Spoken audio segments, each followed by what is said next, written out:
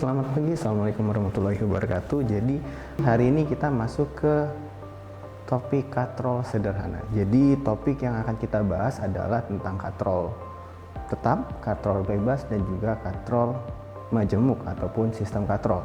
Pertama ya, sebelum kita mulai ke topik tentang katrol ini, katrol sendiri itu digunakan untuk mengangkat dan menarik suatu benda dengan prinsip merubah arah gaya sehingga kerja yang kita lakukan bisa menjadi lebih mudah ataupun menjadi lebih ringan. Di sini sistem katrol itu terdiri dari tali ya dan juga kerekan ya, atau biasa disebut juga sebagai katrol. Untuk katrol tetap itu berat masanya sama dengan berat aslinya. Untuk katrol tetap adalah katrol yang digantungkan pada tempat yang kokoh, dan bila diberikan beban, kerekan tidak berpindah, cuman dia berputar pada porosnya. Dan keuntungan mekanisnya adalah gaya yang diberikan sama dengan berat beban. Dan juga katrol merubah arah gaya yang tadinya kita harus mengangkat secara vertikal ya, dari bawah ke atas ya, dan kita rubah menjadi dari atas ke bawah. Jadi prinsip kerja katrol adalah besar gaya kuasa sama dengan berat beban, sedangkan lengan kuasa sama dengan lengan beban.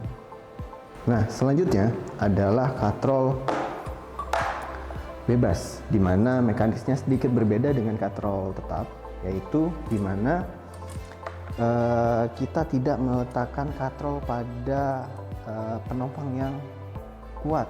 Untuk katrol bebas, ya seperti namanya, jadi katrol ini bergerak lebih bebas dibandingkan dengan katrol tetap sebelumnya, yaitu di mana salah satu ujung talinya kita ikatkan pada permukaan ataupun tiang penyangga yang lebih solid ataupun yang lebih kokoh, dan juga beban dan ditarik menggunakan tali dengan gaya yang serupa. Keuntungan dari mekanisme ini yaitu mempunyai kemampuan untuk mengangkat 2 kali gaya yang kita berikan ataupun setengah dari berat benda aslinya. Contoh di sini beratnya adalah 100 gram ya. Jadi gaya yang kita berikan adalah setengah dari 100 gram atau sekitar 50 gram daya angkat yang kita gunakan untuk mengangkat beban menggunakan katrol bebas ini.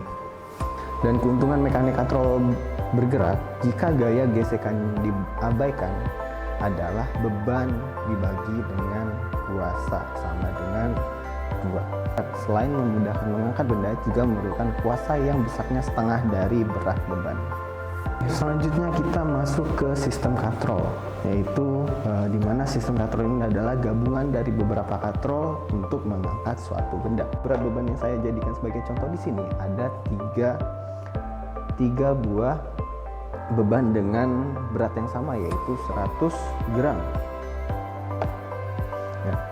Nah, di sini saya akan mencoba mengukur, gitu ya, mengukur berapa berat dari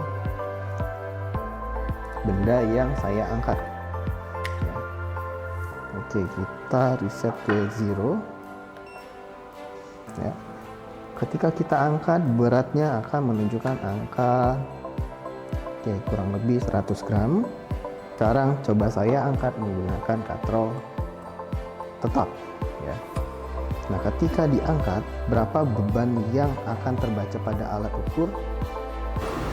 Oke, beban yang terbaca adalah 1,29 Newton atau 1 Newton ya, berbanding lurus dengan berat benda ketika kita angkat secara vertikal. Atau coba kita ukur kembali. Nah, jadi ketika kita mengangkat beban dengan gaya angkat ya, jadi gaya yang kita perlukan adalah sebesar 1,17 atau 1 Newton ya, sama dengan ketika kita angkat menggunakan katrol tetap. Baiklah, sekarang kita coba angkat beban menggunakan katrol ganda ya, dengan beban 100 gram sama seperti katrol tetap sebelumnya. Oke, di sini alat ukur masih menunjukkan angka 0 ya.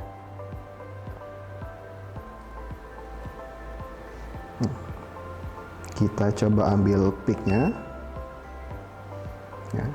Berapa gaya yang dibutuhkan untuk mengangkat beban 100 gram pada katrol ganda.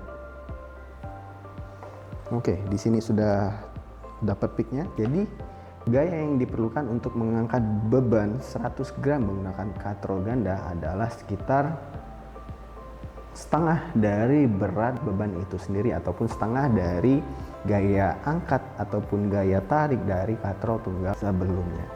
Nah, sesuai dengan rumus dari katrol sederhana ataupun pesawat sederhana menggunakan katrol, yaitu di mana banyaknya jumlah katrol yang kita gunakan berpengaruh terhadap besarnya gaya yang diperlukan untuk mengangkat suatu benda.